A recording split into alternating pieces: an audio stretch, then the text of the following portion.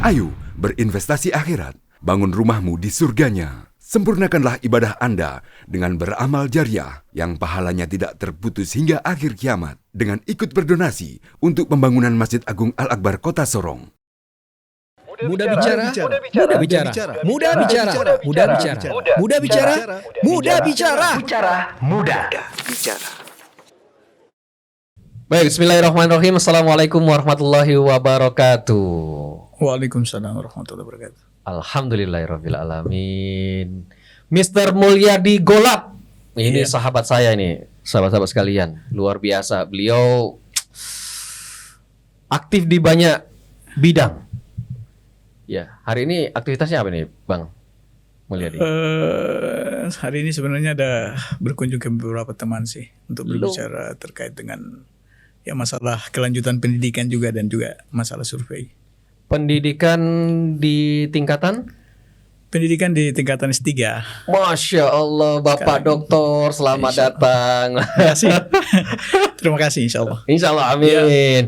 Memang kita perlu gitu loh, teman-teman muda yang tidak hanya mikirin apa ya, mikirin pribadinya, tentu pendidikannya juga harus tingkatin. Oke. Ya, karena memang banyak anak-anak muda yang hanya sekedar bercuan, cukup, dia udah nggak mikir yang lain udah, kayak gitu. Jadi syukur saya bisa berteman, bersahabat ya dengan Mulyadi Golap. Beliau ini juga termasuk sahabat, pengen saya kasih tahu ya. Selain beliau dosen, aktivis, advokat, pengacara, dan yang paling keren ini menurut saya pengelola lembaga survei. Oke. Saya pengen ini aja, biar lebih apa ya, lebih banyak mengenal abang. Iya. Kok bisa nyampe di Kota Sorong itu ceritanya gimana? Jadi dari 2014 itu pertama kali saya tiba di Sorong sebenarnya karena lebih fokus ke masalah pendidikan sih. Pendidikan. Jadi 2014 itu ke Sorong. Salah satu tujuannya itu adalah mengajar di kampus, di universitas. Jadi itu yang mendorong saya ke Sorong sebenarnya. Karena 2006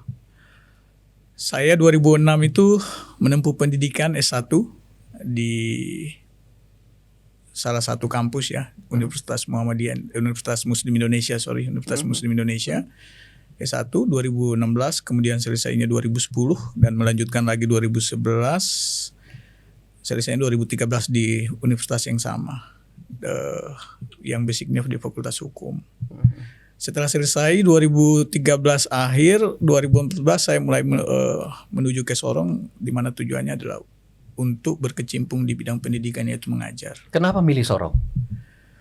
Padahal sebelumnya udah pernah ke Sorong? Sebelum masa-masa pendidikan dulu? Sebelumnya saya belum pernah ke Sorong, belum pernah. Terus apa yang menjadi motivasi abang ini bisa nyampe ke Sorong gitu? Sebenarnya salah satu motivasi ke Papua itu adalah saya berpikir bahwa memang selama ini di waktu saya kuliah ya, ada kesan bahwa di Papua itu dari sisi pendidikan ya, dari sekian banyak aspek, salah satunya aspek pendidikan itu dianggap lemah. Sehingga saya berpikir ya ada baiknya untuk mengimplementasikan ilmu yang saya miliki, salah satunya adalah ke Papua itu sendiri, ke Sorong.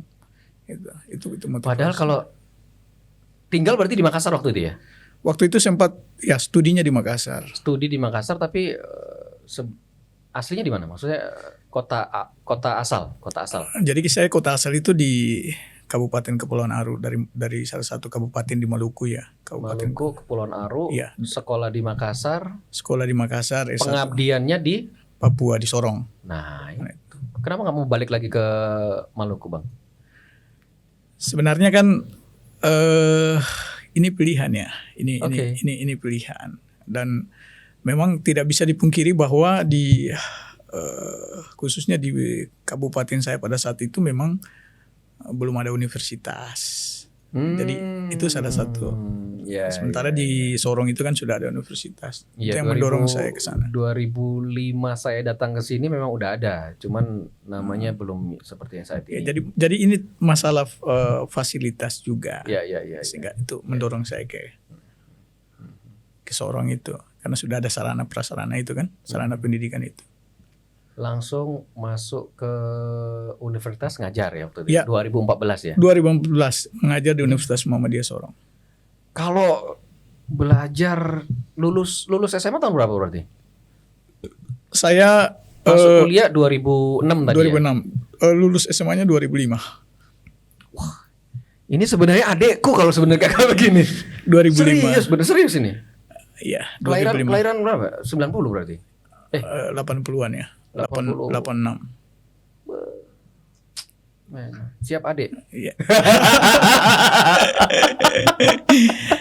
Iya. Tapi ya 86. Saya di bawahnya. Berarti belum nyampe angka 4 kan? Belum nyampe. Belum ya. Oh iya masih jauh, berarti mudanya masih jauh. Masih jauh. Iya. Jadi nyampe sini, waktu itu belum berkeluarga. Belum berkeluarga. Masih bujang. Masih bujang. Menetap di Sorong, ada nggak sasaran lain selain di Sorong waktu itu? Waktu ke Sorong itu kecenderungannya lebih banyak itu adalah ngajar, lebih fokus ya, fokus utamanya itu adalah ngajar. Nanti setelah ngajar jadi dosen, lanjut lagi ingin jadi advokat.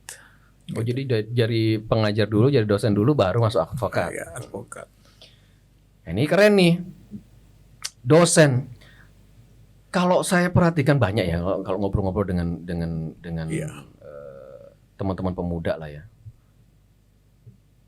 Dosen kan termasuk guru ya, Iya. benar ya.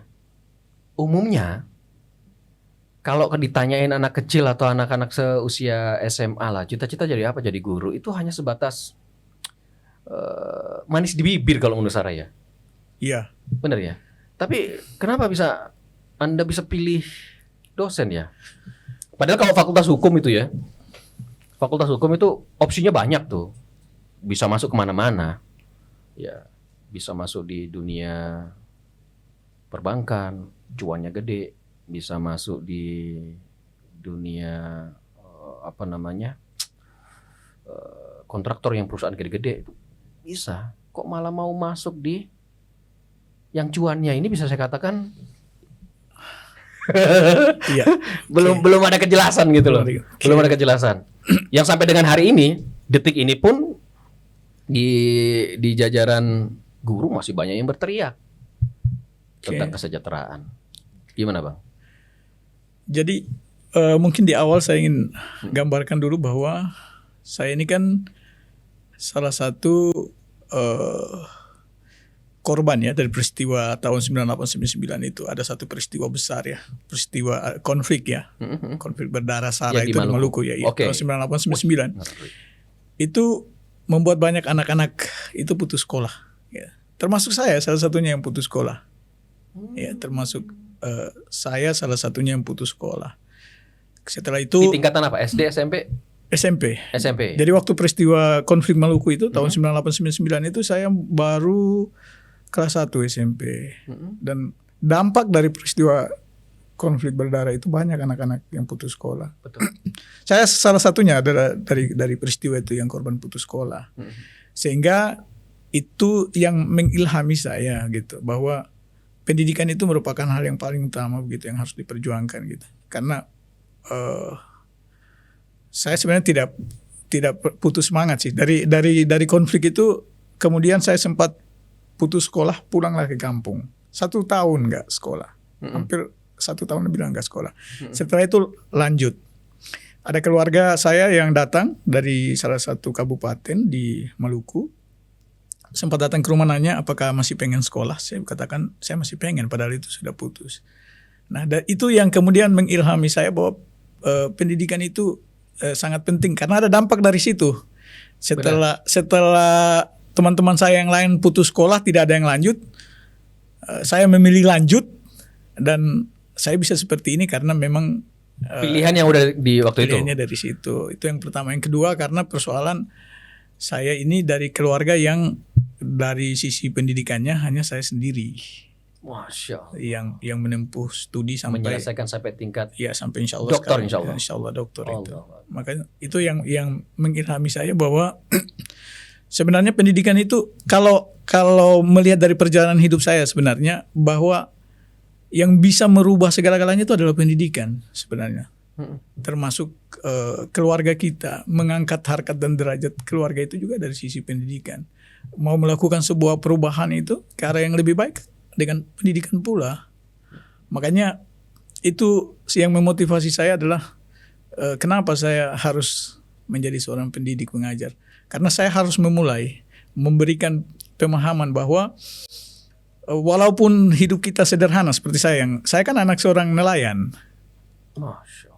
Anak seorang nelayan yang kemudian memilih Kebayang, ya, insya Allah. anak seorang nelayan yang Dengan kondisi kejadian kayak Kejadian begitu, seperti itu. keterbatasan dengan segalanya, konflik yang ada yang nggak bisa kita hindari, ya kan? Jadi sebenarnya saya mau menjadi seorang dosen itu sebenarnya ingin menunjukkan kepada mahasiswa, kepada mereka yang lain yang hari ini memiliki latar belakang dari keluarga yang sederhana bahwa dengan berpendidikan semuanya bisa berubah sebenarnya dan kita bisa memulai sesuatu yang lebih baik sebenarnya. Jadi jangan berkecil hati. Latar belakang keluarga itu tidak bisa membuat kita menjadi lemah. Malah dengan pendidikan bisa membuat kita menjadi lebih maju sebenarnya. Gitu. Jadi itu sebenarnya. Itu yang kemudian yang berikutnya adalah semasa saya menempuh pendidikan, ya studi di perguruan tinggi itu ada tradisi atau kebiasaan-kebiasaan di dalam organisasi gitu yang mengajarkan kita untuk kemudian bisa harus mengajar gitu, harus tampil. Jadi selain yang tadi aku sebutin profesi dosen, advokat, pengelola lembaga survei, aktivis juga. Iya, saya juga aktivis. Itu yang bikin Anda bisa survive lah ya. Iya, Bisa bertahan, bisa bermasyarakat, bisa bersosialisasi segala macamnya. Iya. Ya. Jadi Tapi itu luar biasanya itu gini. Memang benar saya sepakat ketika Bang Mulyadi menyampaikan motivasi tidak mulu-mulu dari duit. Kebanyakan saat ini mahasiswa secara umum itu mayoritas dibiayai sama orang tuanya, mampu gitu loh. Tapi kadang-kala kok lemes gitu loh, nggak ada semangatnya. Ya. Itu yang pertama. Yang kedua, mereka malah lebih demen atau suka belajarnya yang dari sumber yang nggak jelas. Oke. Media sosial. Dari itu kan informasinya kadang-kadang tidak tersortir. Ya kan? Tidak ada dasar ilmunya. Ya kan? Hanya cuma nyambung-nyambung aja, tapi lebih ngena. Ngena itu maksud saya gini, terekam dalam memori mereka dan itu menjadi attitude bagi mereka. Gitu loh. Nah, bagaimana Anda bisa mempertahankan bahwa pendidikan itu menjadi patokan yang utama, yang bersumber dari orang yang benar-benar berilmu, gitu.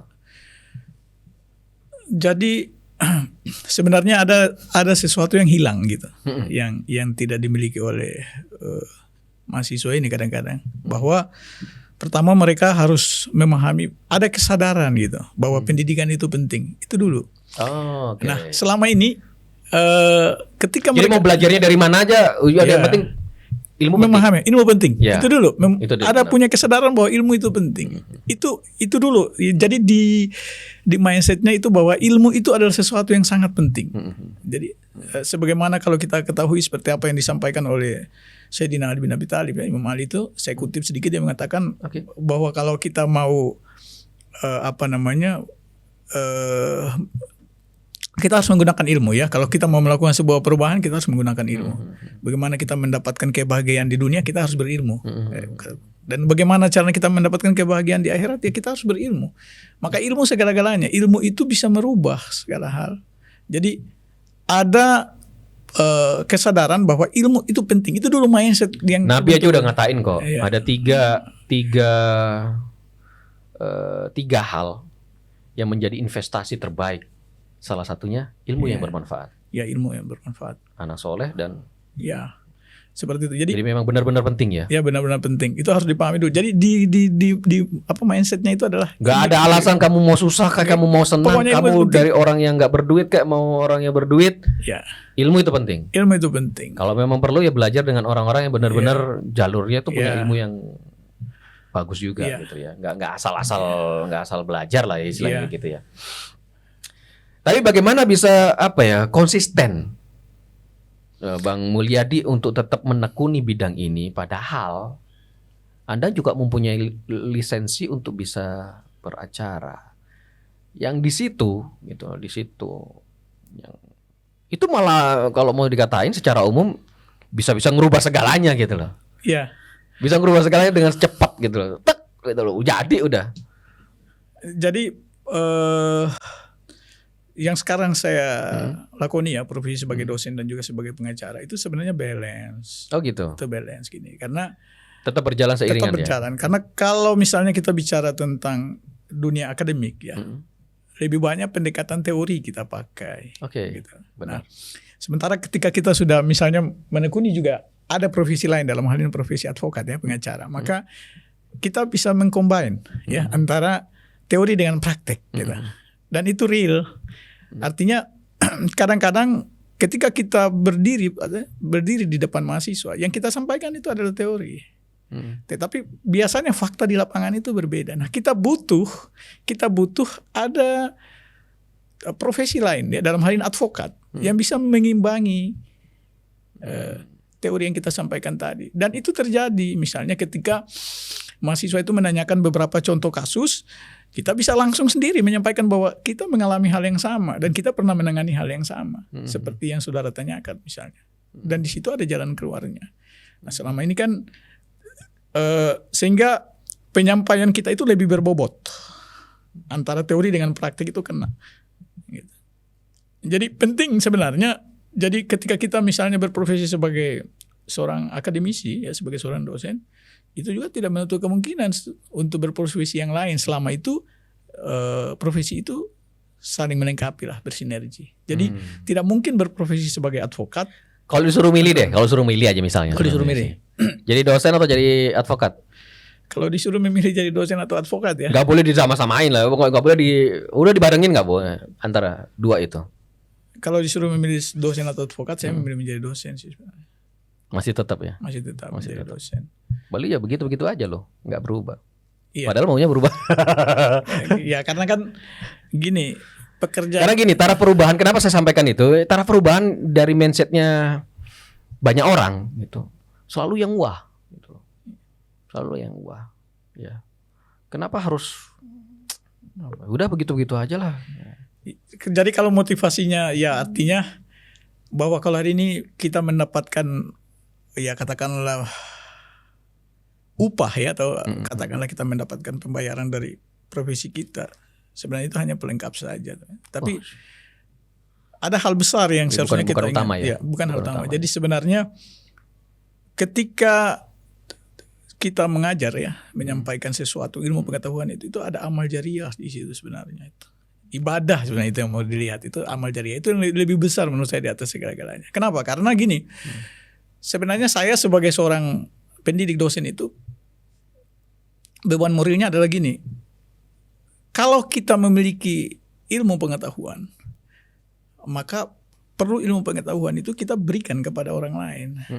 Karena ketika kita tidak berikan kepada orang lain, maka salah satu konsekuensi logisnya adalah anak cucu kita. Bisa jadi itu adalah anak kita sendiri yang satu waktu. Jadi sebenarnya ketika kita mengajarkan orang lain hal yang baik, memberikan ilmu pengetahuan, sebenarnya kita telah mendidik anak kita kelak. Karena kita tidak menutup satu kemungkinan bahwa satu waktu mereka yang kita ajarkan ini akan mengajarkan anak kita juga. Benar. Kalau ini aku setuju. Iya. Sama bang, saya ini orang rantau dari Jawa Timur, keluar dari Surabaya tepatnya, itu saya masih dari keluarga keluar itu dari SMP keluar. SMA sempat nakal memang, sama nakal. Kuliah keluar dari Surabaya, tidak lagi di Surabaya. Saya hidup dengan orang tua angkat situ. Sempat lari ke Jayapura di kasusnya 2005, mahasiswa dengan aparat tuh. Ya. Waktu itu. Jadi waktu dari bandara turun jalan kaki tuh sampai jalan gara-gara kasus itu. itu pun tidak pamit sama orang tua. Yang saya ngutip tadi itu bahwa itu adalah kebaikan ya. Jadi kalau kita berbuat baik, itu insya Allah akan dibalas kebaikan. Sama kita buat buruk sama. Jadi yang ada di benak saya gitu, orang tua itu nggak ngizinin saya keluar, nggak boleh. Bahasanya apa? Satu bahasanya, lo nggak bisa hidup.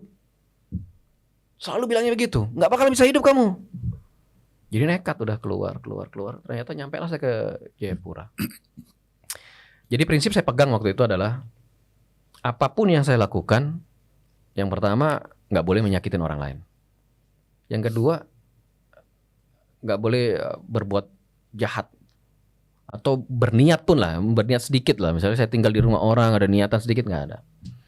Jadi itu saya lakukan sampai saat ini dan syukur alhamdulillah semua berjalan kayak smooth gitu. Smooth gitu loh. Gitu Bang.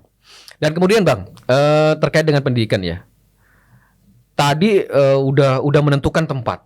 Saya pengen ke Sorong spesifik gitu loh. Sampai dengan saat ini ya gitu. Ada nggak legacy khusus yang peninggalan Abang terkait dengan pendidikan? Entahkah punya sesuatu di tempat lain, ataukah cuma hanya di Sorong aja, atau punya pengalaman merintis atau membuka sesuatu yang sehingga itu sejalan dengan tujuannya Abang gitu loh. Oke. Jadi 2014 sebelum saya sampai ke Sorong ya, sebelum saya sampai ke Sorong, saya sempat ke Jayapura dulu. Oh gitu. Iya, sempat ke Jayapura di tahun yang sama lah, 2014. Kebetulan di sana baru pertama kali dibukakan yang namanya Universitas Terbuka UT. Oh ya? Iya, itu UT.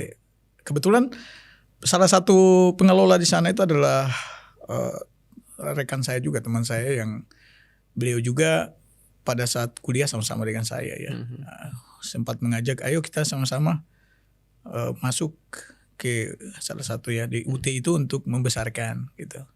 Nah jadi mulai dari situ saya sama-sama mulai dari UT di Jayapura itu teman-teman selesai membangun UT di Jayapura, kemudian berlanjut lagi ke Sorong. Nah, saya ikutlah ke Sorong. Jadi mereka yang memperkarsai di Jayapura, setelah dari Jayapura kemudian kembali. Jadi awal yang memediasi malah Universitas Terbuka ya? Iya, dari situ saya awalnya yang ikut ke Jayapura itu. Setelah itu saya kembali mereka ke Sorong, saya ke Sorong lagi dan saya ngajar di UT. Berarti termasuk pendiri juga ya di sini? Saya termasuk yang pertama ngajar di UT di Sorong. Gitu. Luar biasa. Pertama kali UT dibuka saya sudah ngajar di UT di Sorong. Ada rencana ke depan terkait dengan itu lagi? Di mana? Sorong Selatan kah? Di Manokwari? Ya saya insya Allah kalau selama itu diberikan kesempatan ya, artinya ada akses untuk bisa mengajar di beberapa kampus di Sorong, ya saya siap di Papua. Itu saya siap karena memang ketika saya sudah memilih untuk menjadi dosen, maka saya sudah siap dengan segala mengorbankan apapun itu untuk mengajar gitu. Jadi biar ninggalin anak istri Bang? Iya tetap saya ngajar. Masa? Iya. Didengar loh ntar. Iya, gak jadi masalah. Itu artinya keluarga udah tahu kan bahwa profesi saya gitu. Seperti ini ya, itu konsekuensinya. Jadi misalnya kalau dipanggil ngajar di Sorong Selatan misalnya, ya saya ngajar. Saya malah waktu Universitas Muhammadiyah Sorong itu bekerja sama dengan kelas jarak jauh ya di Raja Ampat, saya malah ke Raja Ampat ngajar. Yang kelas khusus, kelas eksekutif. Iya. Jadi udah biasa. Saya dengar memang di Sorong Selatan juga ada kampus baru, ya kan? Ada mau buka di sana. Nah ini cukup menarik dengan profesi yang lain Bang. Tadi ngomongin teori, praktek, ada hubungannya, ngajarnya juga di bidang keilmuan yang sama. Iya. Nah, ini ada profesi yang menurut saya agak mau dibilang kontras juga tidak, tapi secara umum memandangnya ini hal yang kurang relevan sebagai pengelola lembaga survei itu Bang. Oke. Dan ini momentum ini profesi. Iya. Benar ya? Iya. Benar ya? Bertepatan momen ya kan. Bertepatan dengan, dan momentum lah, kalau saya bilang tetap momentum lah. Okay. Nggak setiap tahun atau nggak setiap ini. Kalau dosen kan ada timing waktunya, semester advokat kan juga seperti itu, anytime bisa dibutuhkan, ya nggak sih? Semua bidang juga ya. Tapi kalau yang ini nih, Ini hanya gara-gara memang waktu itu, mohon maaf ini ya, di Sorong belum ada saya bikin dah. Gimana Bang? Jadi sebenarnya kan kalau bicara survei, sebenarnya itu tidak bukan hal yang baru sebenarnya. Kalau kita di dunia akademik kan ada survei juga, ada riset, Ya, ya kan oke. kita mau melakukan penelitian ada survei, ada riset. Cuma kan sebenarnya bahasa survei itu kan umum. Kita bisa survei apa saja gitu. Jadi apakah surveinya ini berbasis bisnis ataukah survei berbasis politik? Kan boleh-boleh saja. Jadi survei itu kita meneliti. Awalnya itu kapan? Tahun berapa itu menjadi pengelola Bang? Saya sudah mulai survei itu dengan teman-teman ya, dengan beberapa teman itu dari tahun 2019. 19. Iya 2019. Iya. Tepat banget. 2019 itu sudah. Berarti kan dasarnya memang itu awalnya. 2019 saya sudah Iyalah. mulai survei. Itu lagi rame-ramenya memang. Lagi rame-ramenya. Lagi rame-ramenya. Gitu. Sudah mulai survei. Ngikutin yang menang atau ngikutin yang kalah waktu itu? Ya survei ini kan sebenarnya bukan persoalan ini ya. Tapi kita mau mengetahui sebenarnya latar belakang. Yo, orang yang ya ngerti saya. Maksud saya waktu itu ngikutin yang menang atau ngikutin yang kalah? Ya alhamdulillah untuk waktu saya survei nggak ada yang kalah lah. Oh nggak ada yang kalah. Survei. Survei yang menang ya. Allah Rata-rata menang. Akbar. Ya jadi memang tahun itu memang tahun-tahun gimana ya, banyak sumber baru Bang. Iya. Tidak hanya di survei, termasuk afiliator ya, istilah afiliator lah atau apa sih namanya? Apa pihak pemengaruh gitu ya. Iya. Terus YouTuber, terus ada istilah apa lagi ya? Apa itu? Buzzer. Iya. Itu Oke. ada. Itu kan dari itu. Tapi sampai sekarang masih dimanfaatin Bang. Termasuk di akademisi masih menggunakan itu. Ya sampai sekarang masih gunakan beberapa. Cuma kan sekarang yang lagi kita garap kan survei-survei di luar ya terkait dengan kepentingan kandidat dalam bertarung untuk pemilu kada gitu ya. Lebih mengarah ke sana. Kalau kebutuhan di kampus kan paling untuk jurnal, ya kan, artikel itu aja gitu. Kalau yang sekarang kan kita lagi fokus menggarap untuk survei di luar, survei politik.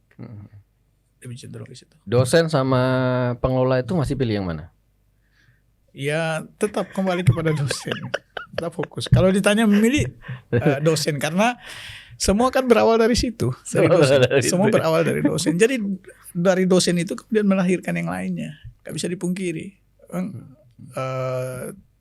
Sentralnya di dosen. Jadi dosen itu. Jadi kalau misalnya disuruh ternyata ada universitas mengharapkan tidak boleh beraktivitas lain selain dosen, itu tetap dosennya. Iya, tetap dosen. Tetap dosen ya. Tetap dosen. Alhamdulillah selama ini kan selama masih dalam taraf yang wajar, universitas tidak melarang lah. Karena sebenarnya kan tidak ada regulasi ya terlepas bahwa saya hari ini kan berada di lingkup perguruan tinggi swasta. Perguruan tinggi swasta kan sebenarnya profesi sebagai advokat kan masih mendukung lah. Ya kan? Karena di dalam undang-undang advokat itu kan 18 tahun 2003 itu yang seseorang yang dilarang untuk merangkap profesi itu kan yang berstatus sebagai PNS. Oke. Jadi selama masih diizinkan sama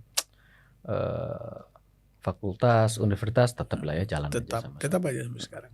Alhamdulillah. Kalau masalah aktivis tadi juga menarik ini juga.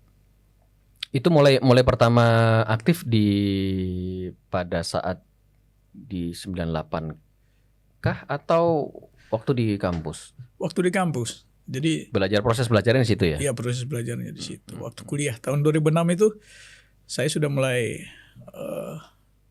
karena sebenarnya sih bersyukur ya, saya bersyukur sekali bisa mengenal organisasi sih kan. Tapi itu penting karena di awal-awal waktu kuliah sudah diperkenalkan yang organisasi. Waktu masuk di 2006 itu luar biasanya karena kampus juga mensupport untuk kita berorganisasi sebenarnya. Oke.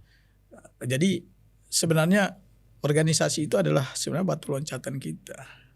Itu batu loncatan kita untuk ke depan bisa membentuk pembentukan karakter kita sebenarnya.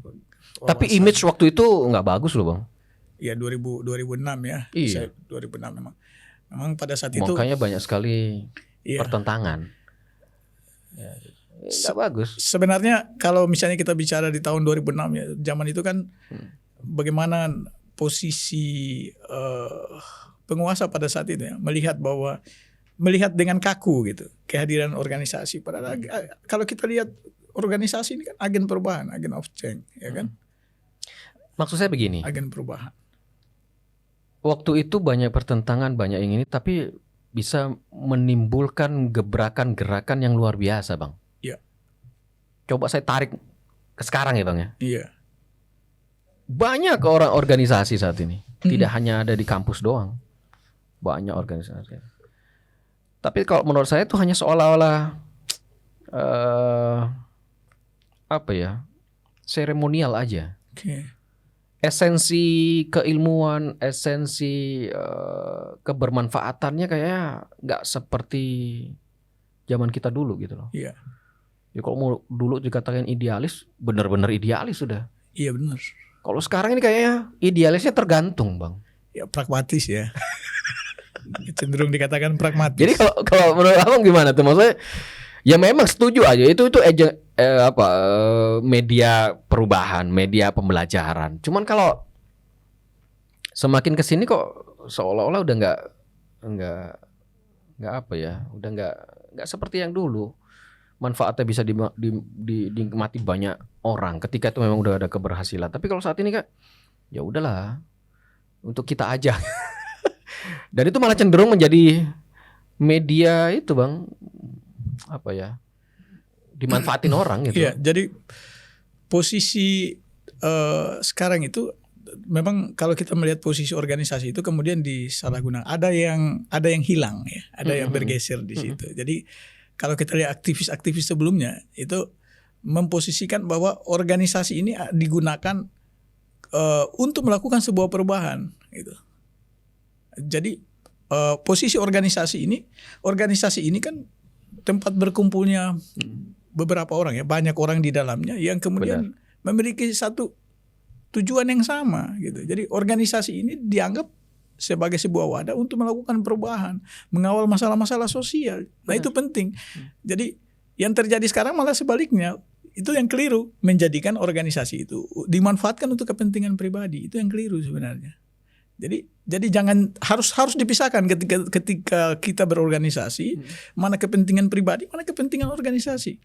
Itu yang harus kita. Nah, kalau udah ngelihat kayak gitu gimana tuh? Maksudnya jiwa aktivis, kalau saya bilang jiwa aktivis 90-an ini. Iya. Itu kalau mau di media tuh keras banget itu Pak, kalau dia bersuara itu.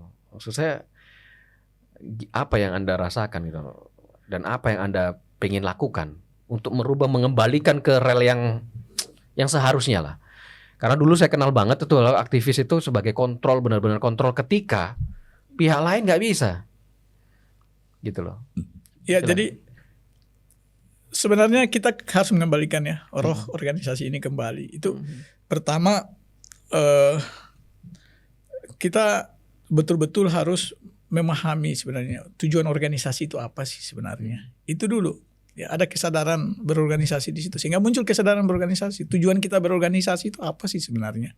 Ya kan? Dari situ dulu. Jadi kesannya yang terlihat di sini hari ini bahwa ketika orang berorganisasi itu hanya sekedar ikut-ikutan, hanya memenuhi syarat administratifnya saja. Ya kan? Yang terjadi adalah itu, ya Mas. Yang terjadi adalah itu. Bukan bagaimana organisasi itu dijadikan sebagai wadah berkumpul untuk menciptakan sebuah perubahan ke arah yang lebih baik, untuk mengawal masalah-masalah sosial. Gitu. Jadi kalau betul-betul memang jawabannya ininya cuma satu, kita mau nggak berkomitmen untuk menjadikan organisasi ini sebagai wadah untuk melakukan perubahan, memperjuangkan hak-hak masyarakat, memperjuangkan persoalan-persoalan sosial, mau nggak itu dulu. Tapi kalau mindsetnya di kepala menjadikan organisasi ini hanya wadah untuk berkumpul-kumpul, kemudian ujung-ujungnya pragmatis, ya kan, memperjuangkan kepentingan kelompok tertentu, maka itu akan bergeser sebenarnya. Iya. Kekecewaan itu kalau kita bicara kecewa karena ternyata banyak yang hilang, banyak yang sudah tidak sama seperti generasi-generasi sebelumnya. Kan sempat itu dicibir sama, kalau saya bilang netizen lah ya. Iya. Ini mana ini pergerakan dari ini? Mana ini pergerakan ini? Kok semua tenang banget gitu loh. Karena posisinya juga adalah yang disayangkan adalah beberapa dari orang yang mengklaim diri aktivis ini cenderung mencari zona nyaman. Zona nyaman itu adalah mereka lebih cenderung mendekatkan diri dengan mereka-mereka yang notabene ya punya kepentingan kekuasaan itu. Jadi susah, itu yang sulitnya di situ karena ketika orang berorganisasi harus cenderung kerja-kerja sosial, kerja-kerja untuk kepentingan orang banyak. Harusnya cuma itu harusnya aja cuma lah. itu. Cukup Oke. itu ya kan. Kembali ke itu Kembali aja. ke itu. Kalau udah orientasinya untuk memperjuangkan kepentingan orang-orang tertentu atau masuk ke dalam ranah penguasa, maka akan bergeser semua itu sehingga organisasi ini hanya dijadikan sebagai alat saja untuk kepentingan-kepentingan itu. Makanya selalu ada kelaiman-kelaiman itu, muncul kelaiman-kelaiman organisasi itu. Padahal udah bergeser jauh sih sebenarnya. Makanya spirit aktivis di tahun-tahun 90-an itu kan sudah jauh sebenarnya. Jauh. Karena saya ngalamin juga di saya 2000 saya masuk 2021 masuk berorganisasi sampai 2004 waktu itu. Tapi memang seru gitu loh. Jadi niatnya kita sama. Bukan mikirin, makanya beda. Tampilannya juga beda. Waktu itu dulu kan mohon maaf ya, sobek baju, kaos, gondrong. Sekarang licin. Ya bersih. Gayanya udah gaya hedon. Gaya hedon ya. Jadi gayanya tuh beda banget gitu loh. Pakai jas rapi ya kan, stylenya udah klimis ya kan. Jadi mindsetnya udah ya itu masuk. Kalau dulu kita mau disuruh berdiri, duduk sampai berhasil. Ya. Kalau suruh tahan lapar. Banyak yang hilang lah di situ. Gitu. Tapi di kampus masih nggak ada pergerakan kayak gitu bang? Maksudnya kok di kampus, organisasi berjalan nggak menurut abang nih? Di kampusnya abang aja, nggak usah di kampus yang lain. Ya alhamdulillah yang selama ini saya lihat ada beberapa organisasi itu ya jalan mereka. Malah mereka getol ya memperjuangkan hak-hak. Ya, sebenarnya ini kita harus mengapresiasi mereka. Jadi ketika mereka hari ini mengatasnamakan organisasi berdiri untuk kepentingan masyarakat, seharusnya kita mendukung. Benar. Seharusnya kita mendukung. Ketika mereka menilai masalah-masalah hari ini terjadi masalah-masalah ketimpangan sosial, kita harus mendukung, kita harus mensupport. Jadi kita sebenarnya karena pernah memiliki latar belakang organisasi, seharusnya kita support, kita mengapresiasi. Selama itu untuk perubahan ke arah yang lebih baik, kita harus support. Jadi karena gini, ada juga yang kadang-kadang hal yang menurut saya kita ini tidak mau dikritik kadang-kadang. Padahal untuk melakukan sebuah perubahan butuh kritikan. Jadi kita jangan merasa minder dengan kritikan. Ini juga hal yang perlu dijadikan sebagai satu tolak ukur bahwa kritik selama untuk membangun itu hal yang biasa saja. Harus kita terima, untuk melakukan perubahan itu kita butuh kritikan. Nah selama ini kadang-kadang beberapa dari rekan-rekan aktivis itu yang melakukan gerakan-gerakan itu malah dilawan sebenarnya. Ya sebenarnya itu nggak boleh. Selama itu tujuannya baik, kita harus mendukung. Gitu, karena ada beban moral di situ. Untuk hal-hal yang baik ya kita harus dukung. Benar. Dan itu impactnya pengaruhnya luar biasa sebenarnya ketika itu berhasil. Nah itulah karena memang mereka itu masyarakat ya secara umum. Kalau menurut saya memang termakan berita-berita yang kurang valid. Iya. Sehingga pergerakan-pergerakan yang murni tertutupi oleh informasi yang nggak benar. Itulah nggak benar. Jadi mereka ini ya, akhirnya jadi korban kalau saya bilang. Dan perlu kita ketahui bahwa memang mereka harus matang juga dalam berorganisasi. Jadi bukan hanya sekedar karena ngikut-ngikut. Itu kan datang hanya memenuhi syarat, hanya ngumpul-ngumpul, kemudian mengklaim saya dari organisasi ini. Mereka perlu banyak juga proses kajian di situ. Lagi-lagi harus perlu ilmunya ya. Lagi-lagi harus perlu ilmu. Sehingga ketika mereka turun ke lapangan mereka nggak prematur. Iya. Jadi yang dipakai itu adalah ilmu. Jadi menyelesaikan semua masalah itu pakai ilmu aja. Itu mereka yang berorganisasi bang. Apakah dosen juga terlibat langsung dalam apa istilahnya berbagi keilmuannya? Iya. Kalau tempatnya abang? Ya dilibatkan. Jadi beberapa rekan-rekan itu kan memang memiliki background organisasi ya. Ya.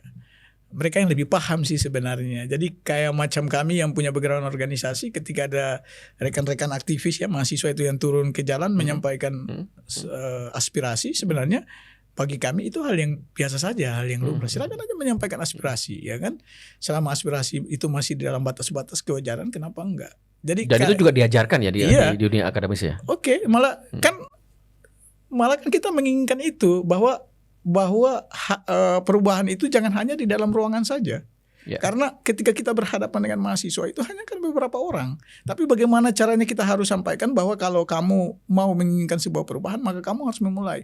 Karena ketika kamu meninggalkan ruangan ini, begitu banyak yang kamu hadapi itu masyarakat, gitu. Jadi implementasi ilmumu itu ada di masyarakat, bukan di dalam ruangan ini. Ruangan ini hanya ajang diskusi kita aja. Nah, bagaimana caranya itu bisa terrealisasi? Ya sampaikan. Ilmu yang kamu dapat silakan diaspirasikan, silakan disampaikan ke masyarakat. Ya mungkin melalui demonstrasi dan sebagainya itu bisa tersampaikan. Nah, yang menjadi berubah juga, ini. Kalau dulu turun bang, Iya. ya kan, keluar semua di kampus tuh dipanggilin semua, ngumpul. Sekarang kayak udah nggak ada, ya kan. Mereka malah lebih cenderung ke media. Iya. Entahkah itu secara pribadi menyampaikan pendapatnya. Apakah dia memang mengatasnamakan organisasi maupun kelompok, menyampaikan juga sebagai pribadi. Menurut abang lebih efisien mana untuk saat ini? Ketika perubahan itu apakah harus dilakukan? Kalau saya nangkap sih kan memang harus gerak. Iya. Ya kan? Apakah harus dilakukan secara nyata, turun langsung mengajak perubahan? Apakah memang kita cukup seperti itu, Bang?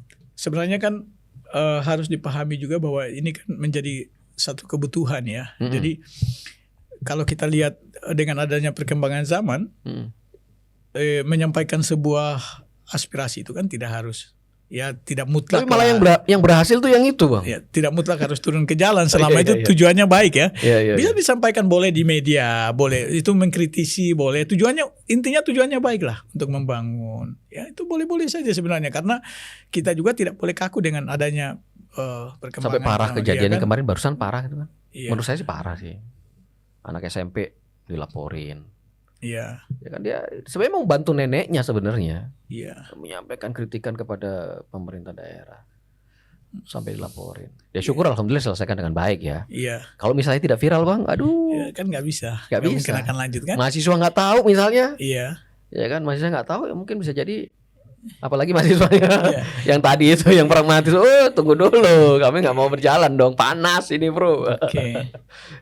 Tapi tetap ya, jadi kalau mau melakukan perubahan intinya harus bergerak dulu. Harus bergerak. Apapun medianya ya kan. Apapun. Kalaupun memang ada supporting sistemnya, ada pendukung yang lainnya, yuk kita bergerak bareng-bareng. Iya. Gitu ya. Masya Allah Bang Mulyadi, thank you waktunya. Okay. Saya sebenarnya mau menyita waktu abang lama-lama gitu, tapi tadi di awal udah ngomong aku sebenarnya udah janji dengan tapi masya Allah abang masih mau bersedia hadir ya, insya Allah ada kebaikan situ bang ya. Sampaikan salam saya, salam kami untuk keluarga, semoga sehat selalu dan insya Allah abang sukses dengan perubahan kebaikannya. Amin amin. Baik, terima kasih. Assalamualaikum warahmatullahi wabarakatuh. Waalaikumsalam warahmatullahi wabarakatuh. Masya Allah. Ayo dukung media dakwah Masjid Agung Al-Akbar dengan ikut berdonasi pengadaan alat multimedia dan operasional dakwah. Usia boleh terputus, pahala jariah mengalir terus.